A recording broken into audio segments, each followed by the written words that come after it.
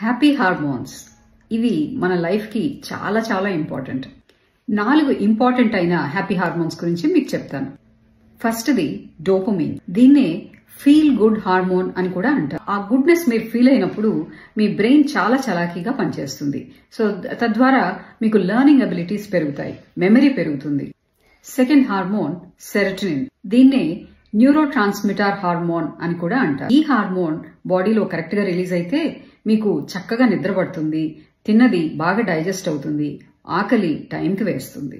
మూడోది ఆక్సిటోసిన్. దీన్నే love hormone అని కూడా అంటారు.